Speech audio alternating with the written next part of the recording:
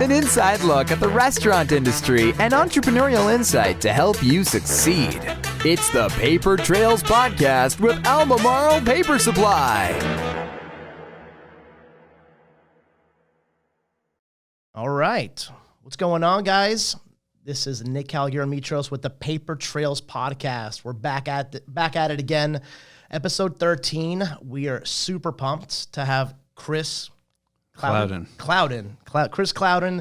from the 7th Street Market here with us. 7th Street Market is a client of ours and unique customer, actually.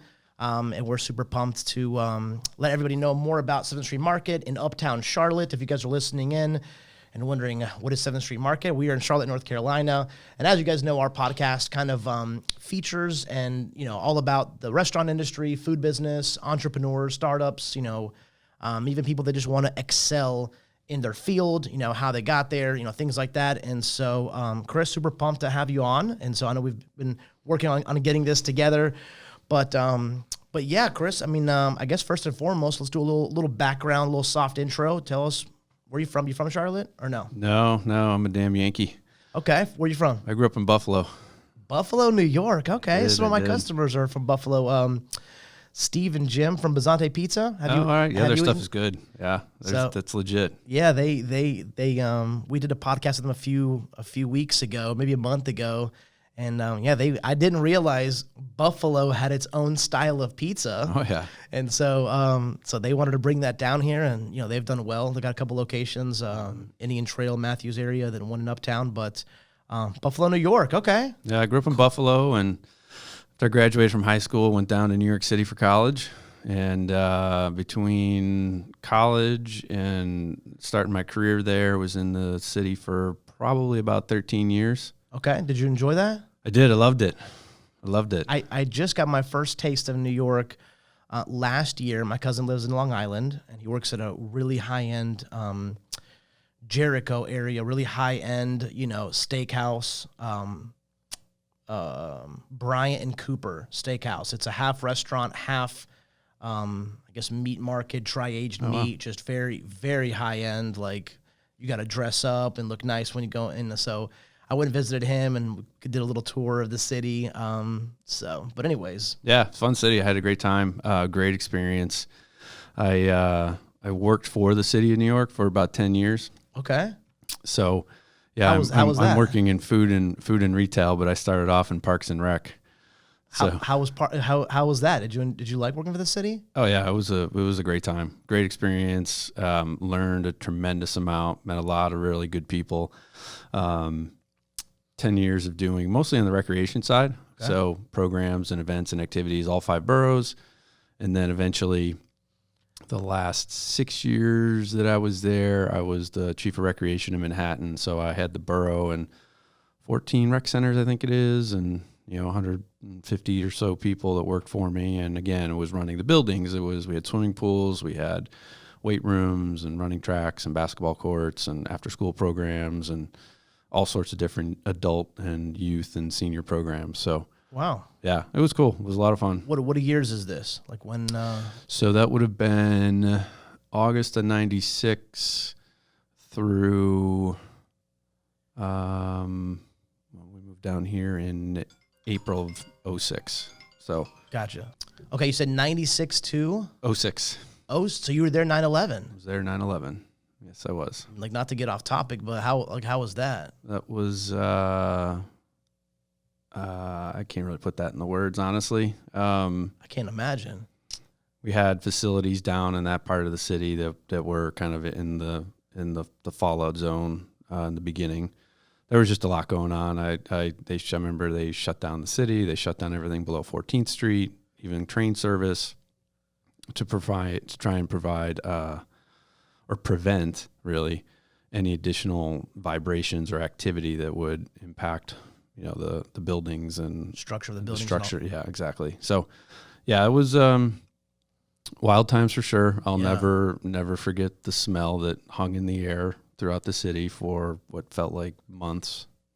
You're the first person I spoke to that was actually, I was old enough to understand. I was a sophomore in high school chemistry class. I remember walking in and the TV's on, and like, they never had the TVs on. You know, Right, right, right. I don't know how schools are now, Yeah. but you know, this is 2001, obviously 2001. Yeah. But Yeah, I remember. I remember where I was. I remember how that initial day, how it all unfolded, and where I went and what I did, and I had to get down to my at the time my girlfriend, now my wife, her place, and the only way I was able to do it was because I had an official vehicle, and so they let me through. But yeah, I remember pulling up to my office and heard the broadcast. Oh, a plane crashed in the World Trade Center. They thought it was a small plane, just a small like Cessna or something that had flown off course. And then I get up to the office, and everybody was in my office looking at the TV in my office. And I'm like, what in the world's going on?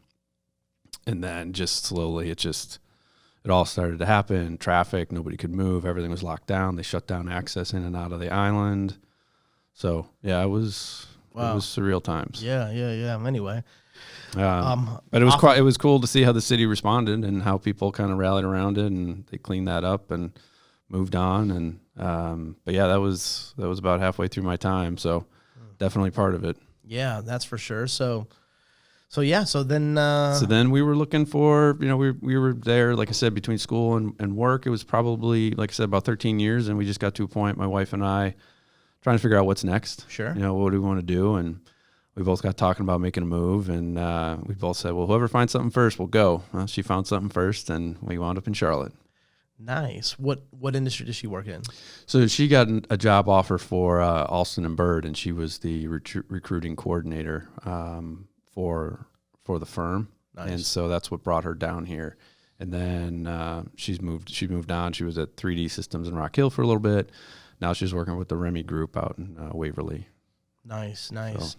And your family's still up north? No, well, we've got some. Yeah, we've got some. But once we moved down here and then we had our kids, my parents moved down here. My sister moved down here. My mother-in-law moved up here from Dallas, Texas. So we've got some family with us now. Nice. You like Charlotte? Yeah, we love Charlotte. We've got 2 kids, and we love exploring and getting out, and being so close to the mountains, so close to the beach. True. We're going to the beach next week, so I'm looking forward to that. So you moved down here what year? 2006.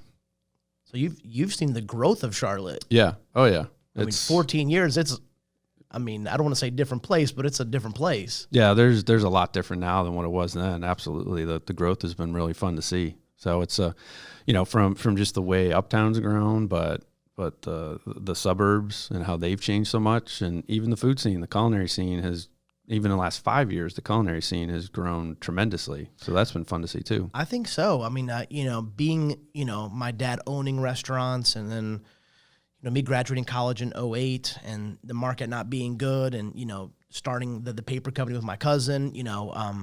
12 years now, I've kind of seen. Granted, I live north of the city up in Salisbury, but I travel and go all over Charlotte, and I don't want to say we're a foodie city, but it's definitely getting there. Your thoughts? I think so. There's a lot more local flavor now, for sure. You've got a lot of local chefs and local restaurateurs that are here and are really making their impact. So, I definitely think you would say it's a foodie city. So you're getting more recognition on the James Beard scene with people too, and that always helps. Yeah, 100%. So, when did you start working with 7th Street Market? Tell us a little bit about how did this pan out? So when we moved down here, my wife started working, and I didn't work for a little bit, and started volunteering around town, and wound up volunteering with the Charlotte Sports Commission. Okay. Helping out with some events that they were doing. That wound up turning into a job opportunity for them. So I was the Charlotte Sports Commission then later became the Charlotte Sports Foundation. Which does what? What is it? So both organizations at the time, the Charlotte Sports Foundation didn't exist. It was Charlotte Collegiate Football, and they were all about the Belk Bowl and the predecessor to that, and now the Dukes Mayo Bowl. But then also the ACC Football Championship. The Sports Commission, where I was just there to help professional, youth, amateur sporting events, collegiate events. And so we would be a resource. We could help organizing committees, or just make connections in town for people that are new to town, or looking to create an event here. We'd help with the Charlotte Regional Visitors Authority and their CVB, the Visit Charlotte folks, and try to recruit, help them bring events into the region, not necessarily just Charlotte, but it was really Mecklenburg County and beyond a little bit from a regional standpoint. So did that for about 7 years. Then it became the foundation, and the focus really became more college football with the bowl game, the kickoff game, and the ACC championship game. Which is huge down here. And for people listening to this that aren't, this area, Carolinas, Clemson, Georgia. I mean, this is like Georgia. This is Tennessee. I mean, Virginia Tech. Yeah, you get all those folks. Right. They travel well. There's a lot of alumni already in town. So, yeah, absolutely. I didn't even realize this, Chris. There's restaurants and bars that are certain,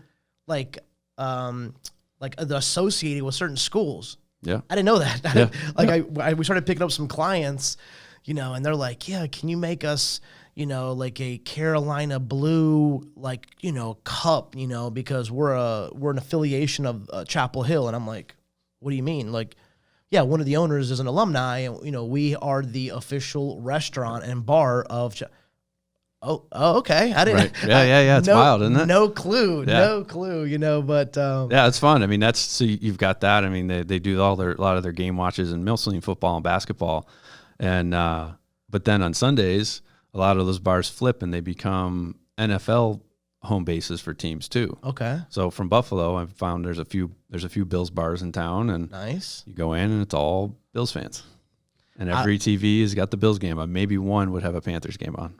I would assume that Bizante has because they had Bills Mafia little which I get, is that what the fans are called? Yeah, Bills Mafia. Yeah. But anyway, interesting. Okay, all right. Yeah. So you did that for a little short time. Did that for about 7 years, and then the opportunity at the 7th Street Public Market came along, and I joined there a little over 5.5 years ago, I guess. Did you know anything about 7th Street Market before? I knew a little bit about it, and I was familiar with the space. So previously it was Reed's Fine Foods. And so our offices for the sports commission used to be in the arena. And so every once in a while I'd walk down the light rail and go into Reed's and get some lunch. And then the market went in. I remember walking into it a couple of times and thinking, oh, this is a cool little space. What's this all about? And so the whole place was a restaurant, Reed's? So no, it was Reed's is, the one in there. This was their biggest store. They were there in 98 through about, I think, 2010. Okay. They had a deli, a butcher, seafood counter, but you could also get groceries there. But it was one store. Like it was one store. Okay. It wasn't a collaboration the way it is now. No. Okay. Yeah. Okay. No, not at all. They had a wine bar, they had a little coffee bar, dessert place, but then you could get groceries as well in there. So it was a mix of, it was like a Whole Foods before Whole Foods down here. It's kind of how I like to think of it. So the space, the market's been there for a little over 8 years. Okay. We were created to be we're a nonprofit organization that was created to be a small business incubator and to provide a space for local folks looking to launch a business concept in the culinary space. So that's what we've done, and we've had probably close to 40 businesses since the market's been open. Nice. We've got 14 right now, so it's a good little mix. Pre-COVID, it was even better. Sure. We're making things work right now, though. So, so you start, 2012. So what was that? That was 2015. I started 5 years. You said, okay. Yeah, a little over 5 years. So it was spring of 2015 when I started there. So you come in, and is it?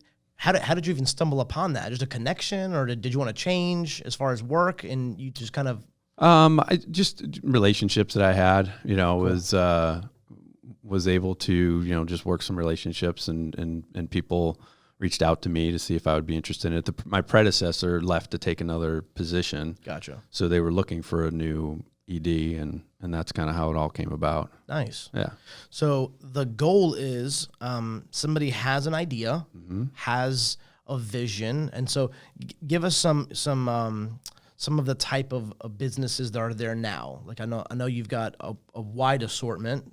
Yeah, so I think we have a great variety. We've got a mix of prepared food and then beverage, and there's a little retail shop. So I think there's a little bit of options for everybody. We've got a wine shop, we've got a juice stand, a coffee shop, an Italian kitchen. There's a little retail stall called CLT Find, and they sell a lot of Charlotte and North Carolina branded products and items that are made by local makers. Cool. So it's really cool. Or they sell local honey, local sauces, local chocolate. So you can get a little bit of everything from them. There's a bar that sells North Carolina beer on tap or in a can. Nice. We've got a creperie, chocolate shop right now, pizza place, Pure Pizza's in there. So we'll go through that lineup a little bit. So Pure Pizza's our pizza place, Orman's Cheese Shop, Assorted Table Wine Shop, Not Just Coffee was basically their original location. Now they're up to 6, I think, 5 or 6. That's awesome. Pure Pizza has expanded. They have another location over on Plaza Midwood on Central. Rico's Acai, it was their very first physical brick and mortar location. They started off in a food truck. We've got a new business coming in called Momo Station. He started off in a food truck as well, so this will be his first physical spot. We have Uptown Yoke, and that's run by Greg and Sabrina Collier. He's a twice nominated James Beard chef. They just opened up Lee and Louise in Camp North End. Wow. Right at the start of COVID, they opened up a new place, so he's known for his breakfast. So yeah, we've got it's a good little mix of folks. We've got a little bit of a retail where people can come in and like be part of a wine club, monthly wine club with Assorted Table and Josh, and a cheese club with Orman's Cheese Shop. And before all this, the businesses would collaborate, and those are 2 great examples. They would do wine and cheese classes and programming, and they're still doing it. They're doing it virtually. So you buy a package, it's $90 a couple. You get, I think, 4 bottles of wine and a bunch of cheese, and you log in through Zoom, and Rachel, who's the owner of Orman's, and Josh, the owner of Assorted Table, will kind of lead you through the pairing with somebody from Feast Food Tour. Sometimes they bring in someone from the vineyard of wherever the wine's from to kind of talk more in depth about that. So that's kind of cool. Yeah, very different. Yeah, they pivoted, everybody's using that word, but they pivoted pretty quickly in the beginning of this to do that. So I think they're still doing them every Wednesday night. Okay. Yeah. So that's fun. That's an interesting way to collaborate. I mean, I never even thought about that, but shout out to those guys. Right? Yeah, absolutely. For thinking outside of the box and, I mean, listen, you got to do what you got to do to keep sales up and keep, things plugging away. And so now, do you guys have any empty spaces now or no? Not right now. Okay. We're working through a couple things right now with some tenants to address kind of where we are and where they are. And, so there might be, but we have a list of businesses, and we're always, the interesting thing is, in the midst of all this, I would say for the last 6-7 weeks, we've received at least 1 inquiry a week, people looking and asking if we have space because they want to open a business right now. And it's been interesting because it's been a blend between retail folks and food folks. So, we've got a list of folks to work off of and stay in touch with to see what we can do. If we can do pop-ups, if we can get back to programming some pop-ups, then, we try to introduce folks that way and just kind of give them an opportunity, because who knows where that goes. Maybe they become a regular pop-up for us, and if they do well, if they're well received, then maybe we slide them into an open space if something becomes available. But we have a process for that, an application, financials. We go through all that, and we kind of review it. We meet with the owners, and then when the time comes to make a decision, we'll try to narrow it down to 2 or 3 businesses, and then the final step is a presentation where we ask them to come in and present their business plan, talk about the market, why they want to be in the market, but then we also do a tasting with it. So we ask them to kind of present what they would serve from a menu standpoint. So get to taste the food too. I like that. That is, I think, I mean, Chris, I don't know what your thoughts are, but, I guess starting a business now and my dad owning restaurants and, it's, doing your due diligence is a serious part of, and so I think having a plan, knowing what your identity is, knowing, who your target market is, having a product that people would like. I mean, I think that's all part of it. Right. And you guys require all of that. Yeah. I mean, some of it's through lessons learned, obviously with my background, I didn't have a food or retail background, so I was learning it as I go, and I still am. But it's a fun place to be. And like I said, so some of that's lessons learned over years of being in there and just constantly trying to fine tune a process and always look to try and make things better for everybody. So if somebody does want, is there like somewhere to reach out? Is there like through the website. It goes through an info at email, and then they all wind up coming through me, and I get them, and then kind of carry the correspondence from there. Cool. All right. So if we have anybody that wants to start a business, right? Yeah. Any kind of business? I mean, is retail and food is kind of we prefer to, mission based. It's more of culinary. It's more of a food based business. Okay. But we're open to talking to folks and just seeing what their concept is, learning more about the concept. And if we can't help, maybe we can redirect them someplace else. We have relationships with some brokers and property folks in town. So, if we can't do something, maybe we can at least put them in touch with someone who might be able to help them. So, it's an info at 7thstreetpublicmarket.com. They send me an email. We go through it, have a quick email exchange. Usually then I try to meet face to face, so we get a better idea of the person and what their concept is, and try to build a relationship that way. And we've got a list. Like I said, it's we've probably got about 40 or so businesses on it right now. That's a good size. Yeah, it is a good size. Yeah. So, and the hard part with the market is because it was Reed's beforehand, so it was more of a grocery store. We don't have the infrastructure is our challenge. So, we have to find food concepts that work, that can be creative without having a full kitchen. That makes sense. Because we don't, you've been in there, you've seen it, right? We don't have a bunch of full kitchens, unfortunately. That's why the sushi guys were always a good spot and we're so popular. And, the pizza place can make it work, the cheese shop. So there's different ways they work around. That makes sense. Yeah.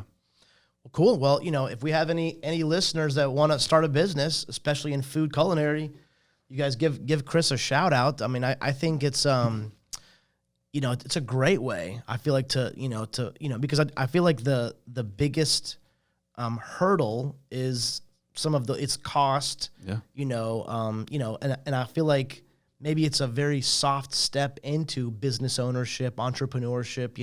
I am all about that. I love the idea of somebody, taking a little bit of a risk, going out there, I don't know. I would rather try and fail than never have tried and say, dang, man, I wish I would have started that landscape business or that creperie or that, But do you see, I know you said this twice now, do you see a lot of people with food trucks get into the market? Because you said that twice now. Is that just kind of coincidence? That's more of a coincidence. I mean, I think it's something we may look to be a little bit more intentional about in the future because, the food trucks, some of them are really popular and I think some of them are pretty successful. So it could be a way for us to try and build relationships that maybe you go from, your business growth is from a food truck to a brick and mortar, and maybe we kind of provide the space for that. But yeah, those two were just total coincidences. One at Rico's, somebody came in and told me about them and gave me a card, and I went up and talked to him and met with him. And the same thing with Momo. I forget how we got connected with AJ, but somebody put us in touch with him. We went and tried the food. He was parked in a lot someplace and stuff. They both just work for what we're trying to do. It lends to the variety. It lends to the local, and then we try to help them as much as we can throughout the year with different educational resources. If there's things we can do to help make connections, one of my observations has been business owners are so focused on putting out a good quality product that sometimes the business piece of it becomes more of a challenge for them. So if there's things we can do to help on a financial, whether it's taxes or banking, loans, and put them in touch with some of the relationships we've built over the years. That's awesome. It saves them a bit of a step from having to vet somebody or worry about, how legit is somebody or is this really worth it? And so we've got contractors and architects and financial folks, HR folks. So we have a list. We've built our own kind of library, I guess, so to speak, of folks that we can use for the market standpoint, but then also, easily make connections to our owners with as well. Which is a great point because even whenever we started our paper company, I was 22, my cousin was 18. I mean, like how much can you really know, at that age? And so thankfully, we just used my dad's CPA bookkeeper and we just gave them everything because we were just focused on growing. Mm-hmm. Like we just needed to focus on sales and clients and deposits and, some of that stuff and said, hey, just help us pay once a week we'd go there. Okay, this is due. These are due. Okay, sign off on these checks. And so there is something to that. There is something to having some help in the very beginning so you can, as they say, major in the majors, right? Like, let's get product out. Let's get sales up. Let's get, recognition. And, so I like that. Now, one thing that you did say was you guys are an incubator program, right? So the goal is to start there, right, at the market, but then, move on. Is that kind of the goal? Is that, I mean, ideally, that would be the case. I mean, we have a couple of vendors that we feel are, our kind of anchor vendors for us. But yeah, the goal is to rotate a space and try to bring in a new tenant every, ideally every 12 months. Probably not much more than that because it's a lot of work. Sure. I did that once where we rotated spaces, 2 of them way too close to each other, and I don't recommend that. So lesson learned. But yeah, so that's what it is. I mean, and we know pretty quickly early on if somebody's going to be successful, if the traction's there, and usually we'll extend people. Like if we're going to keep them, we'll keep them beyond the initial term for a little bit longer too. Sure. And then we kind of get into conversations if there's things we can do to be helpful, to whether it's growing or moving on, looking for another space. If there's resources that they need, so we'll try to leverage our. Any of our partners, any of our friends from that standpoint. I love that. I mean, I think it's a fantastic way to, like I said, ease your way into instead of, because it can be pretty daunting task to go out there and do signing a 12-month lease with some, shopping center or strip mall or, standalone, building. Okay. It just, the pucker factor happens real quick in those scenarios. So I that's an awesome thing, and the support is there. It sounds like, and you guys got people and contacts. Well, yeah, we've got great support. I mean, again, as a nonprofit, we rely on corporate support and private support, and they all support us, and they're really good partners, and that's what helps make us go day to day, and whatever we can do to support them, then they kind of help us with our business. I mean, the good thing from a business standpoint is, the businesses don't have to worry about the market. We take care of the market, right? Like if you're in a restaurant, well, you're busting the tables, dealing with the HVAC, dealing with the bathrooms, everything. That's all on us.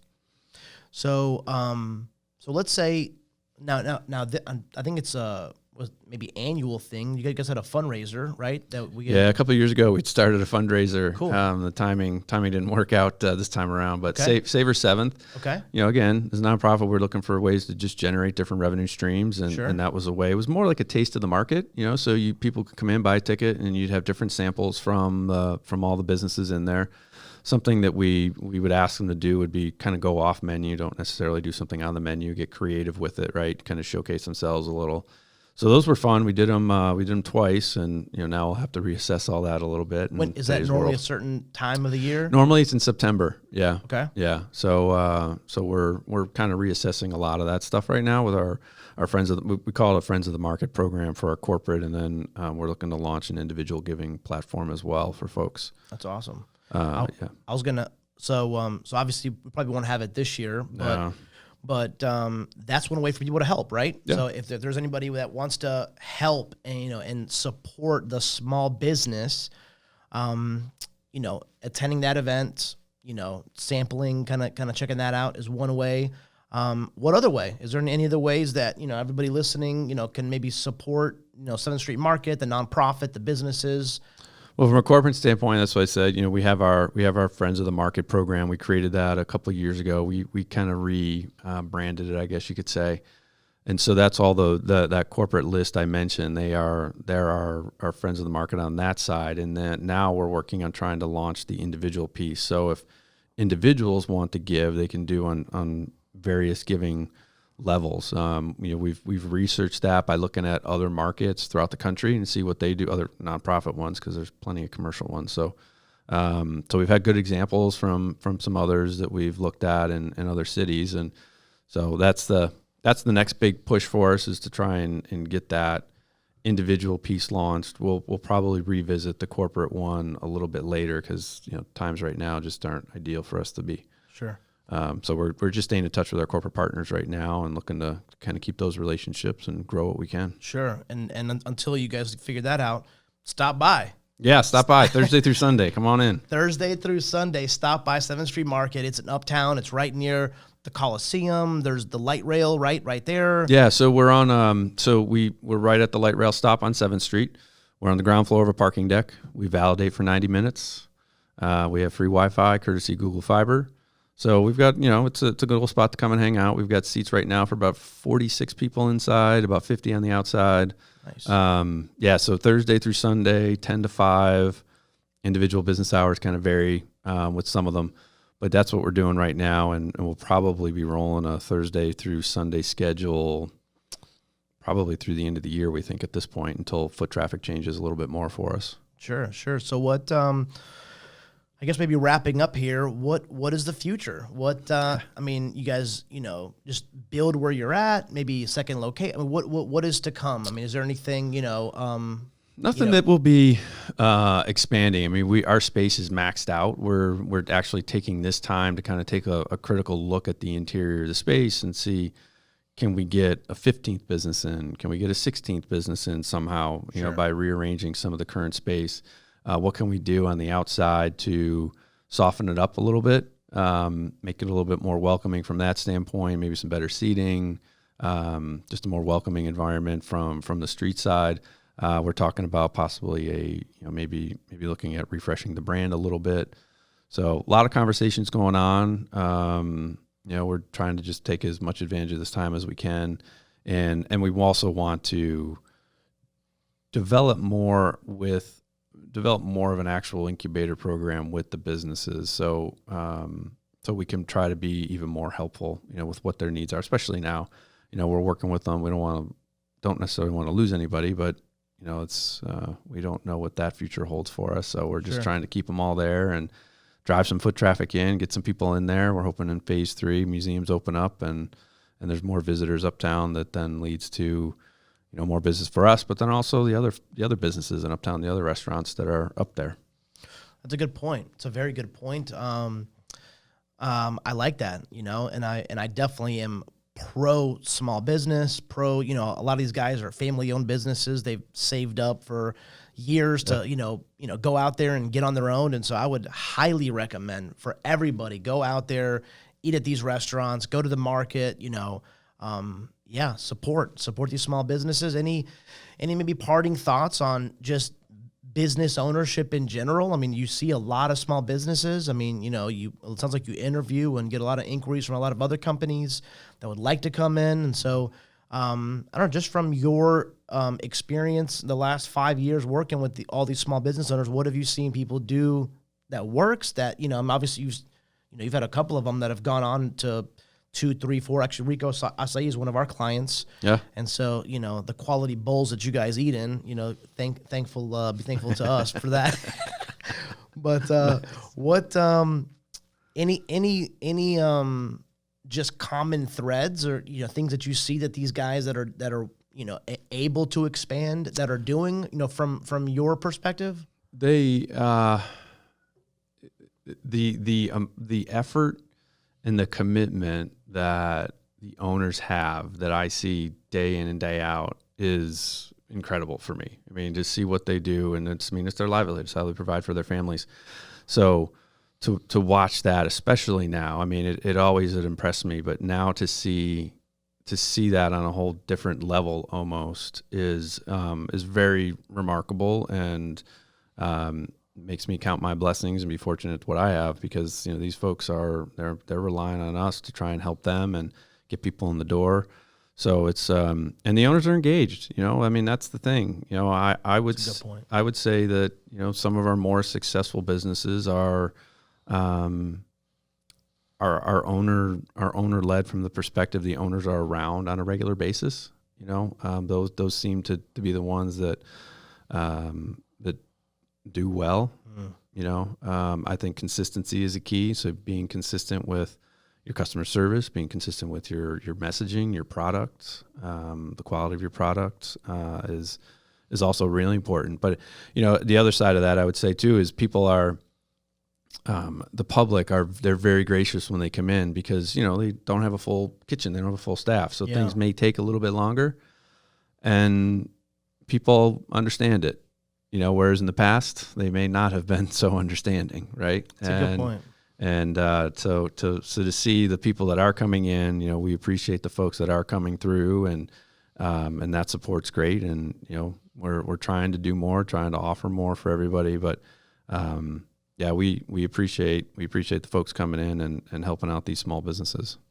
I think two things on that, Chris. I think the first thing is, I think in general, people are good. People are compassionate. People want to help, right? Like, they want to help their fellow brother, and they really do. And I think it's awesome that we're seeing people be a little more understanding. Like, okay, maybe we're backed up a little bit. I see that guy's hustling in the back. He's just, and so I love that part. I love that part where, okay, all right, we'll wait an extra 9 minutes. It's okay. Right. You know what I mean? We'll chit chat. This is a good environment. The seating's awesome. We'll just catch up a little bit. So I love that. And then the other thing that you mentioned that I think is crucial is just, the present ownership of a business. I think, the economy has been pretty good for 10 years now, and so, I think the days of maybe, and then, plus even competition, there's a lot of places to go that, so you're fighting for eyeballs, attention, business, dollars. And so I think the days of just, or maybe the mindset of just, hey, let me just open up a couple places and then put some people there, and hopefully they treat it the way I would, that may not work. I mean, hopefully it does. And you have, you got good people, but I think being there, being present, talking, especially in the beginning for the new ones. So when the new ones come in, that's one of the things 100%. I always say is, if you're going to come in as a new owner and you be a new business, the more you're around in the beginning, you set the tone with your employees, you'll be able to get your standards straight. It's an opportunity for you to interact with the customers, kind of start to build that rapport too. And all that goes a long way. We've just a kind of a quick side note with the fact that people are appreciative, we're open and willing to wait. We've had a lot of folks coming through who, we thank them for coming in, and they're just grateful that we're still there, that we're still open, and that the businesses are still there. And we've had some people come in, like we had a family come in this weekend. He said, "Oh no, well, we just ate lunch. We didn't realize what was in here. That's okay. We'll come in and spend money anyways." And so they went down to the retail shop to CLT Find, and they bought a bunch of things and sat down with the kids, and they had popsicles. But so it's that cool. So your point about, people inherently are good. Yeah, I think overall they are. So, and we've seen that for people to come in and they may not be, even if a certain place they're looking to get some food from is closed, they're like, that's all right. We'll find something someplace else and just spend some money here with you. I love that. Chris, thanks for the time, man. Absolutely. It. Appreciate it. So guys, 7th Street Market, Uptown Charlotte. There's a parking deck right there. There's plenty of parking. Catch the elevators, go down. There's an assortment of stores, businesses, all types, pizza, sushi, coffee, anything, cheese, wine, acai, literally anything. And so, I think it's a great way, go out with some friends, really, really easy date night. I mean, it's a great way, you guys can, you validate the parking. For 90 minutes, yep. You can park for 90 minutes, no charge, right? So, some of you guys balling on a budget, some of us balling on a budget, right? Hey, no parking, But anyway, it's a lot of fun. Thank you so much. And, I love this. Let's continue to support local, and, hope you guys enjoyed it. And so, episode 13 in the books, we got more and more coming with you guys. And so if you guys want, share, do what you do. Let's get some action on the Paper Trails podcast. And so anyway, thank you guys so much, and we'll talk to you guys soon. Over and out.